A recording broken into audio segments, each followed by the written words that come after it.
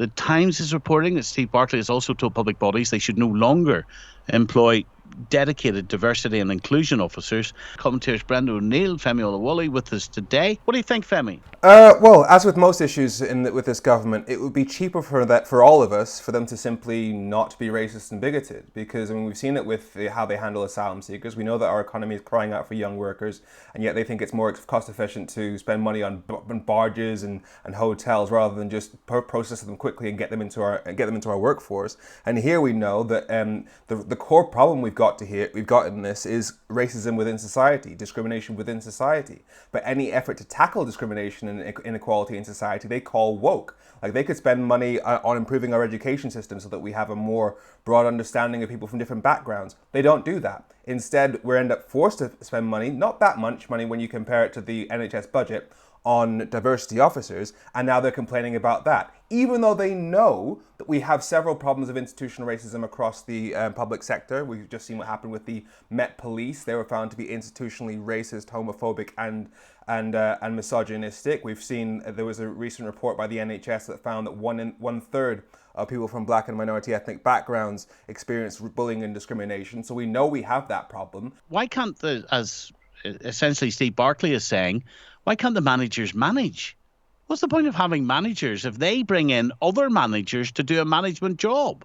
Well, as the report I just cited from the NHS showed that it was actually some of that discrimination is coming from the managers. So that problem across society of racism in general is what we need to tackle if we're going to get the managers to be in the right place where they can actually be willing to and able to tackle issues of discrimination. But that requires systemic change across society. That requires being a better society, and all the things that the Tories would call woke, too woke, is what needs to happen, and instead they oppose them. I think Steve Barclay is absolutely right. I think these diversity initiatives in public sector and the private sector, I think they're a complete con. They have that lovely buzzword diversity, but they're not about diversity at all. They're very often about enforcing conformism in the workplace. They're very, very often about dividing workers according to race or according to sex or according to gender. If you look at something like Stonewall's Diversity Champions Initiative, so for example, one of its proposals is allow people to use the bathroom that they feel is right for their self-defined gender, which of course is bad for women who don't want men in their bathrooms. If you think about a conservative Muslim woman in a workplace, for example, she wouldn't be able to use a bathroom. So those kinds of measures, they pose as being progressive, but they have a very detrimental impact on women and on workers in general, and we should scrap them. This is just a blind way of looking at it, because yes, those are issues which are sensitive. How do you deal with the issue of trans people in bathrooms? Where do they go to the bathroom? Do they go to the bathroom of their assigned sex, in which case you'd have a trans woman in a bathroom with men, or do they go into the female's bathroom, in which case you've got the issue you just described? Those are issues that do require sensitivity, and that's why you need people that are in charge of handling those sensitivities. Your efforts to basically push back against anything that would deal with those issues of discrimination and inequality just seem like you're trying to protect that inequality. Because my question is, what is your plan? We know that we have this problem. We know that we have, as I just said, 1/3 of people from black and ethnic minority backgrounds experiencing discrimination. We know that the Metropolitan Police is institutionally racist, homophobic, and sexist. So what's your plan to deal with that? Just let things be?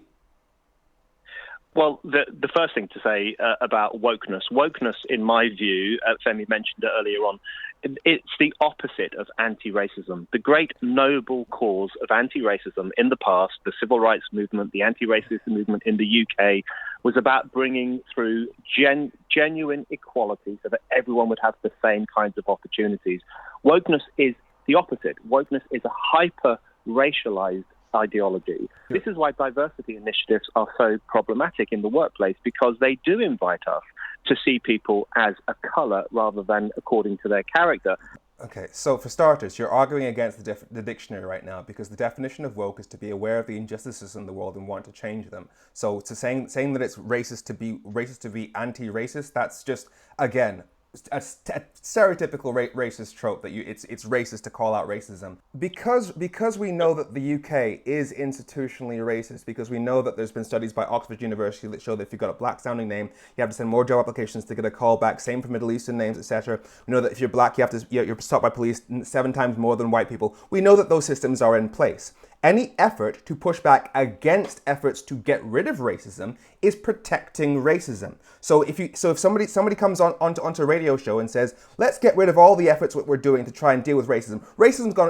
Anti-racism's gone far enough. It was good back in the old days, but I think anti-racism is more or less completed its job. That is racist. Protecting racism, pushing back against anti-racist policies, that is racism. And one of the problems we have across the United Kingdom at the moment is the politicisation of the police.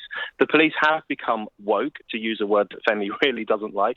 And no, I like the word woke. You're just using it wrong. The definition of woke is to be aware of injustices and want to change them. That is what I'm supporting. As for the issue of politicising the police, we have just the police being too woke. We've just seen, it has just been done with an extensive study that shows the Metropolitan Police is institutionally racist, sexist and homophobic. The idea that the police are too woke, when we found that they stop black people more than white people. We know that they've been horrendously racistly bullying towards black members of the police. The idea that the police are too woke, again, when you see that something is racist and you push back against any effort to make it non-racist, you are promoting racism. That is what you are doing, Brendan. In my view, anti-racism, which is a great idea, a great cause, is about treating people as equals, giving them equality of opportunity, absolutely no judgment on the basis of race or sex or anything else, or sexuality.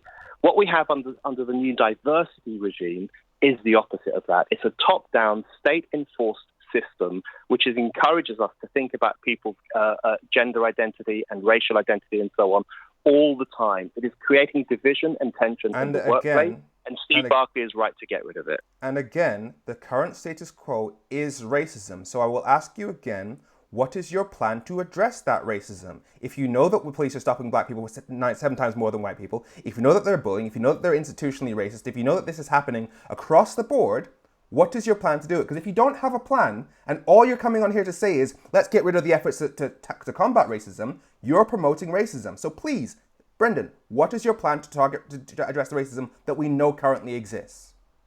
My point, Femi, is that diversity initiatives do not tackle racism. There we go. So all you've got is stop trying to tackle racism. Racial thinking. You're proving my point here. I've just laid out to you the racism that exists in society. I've presented several options for addressing that. You can fiscally incentivize blind CVs so that employers don't see the name or background of people applying for jobs. You can have better history education to do that. You, however, are coming on here just to say, stop doing things to combat racism. That is a racist agenda, plain and simple.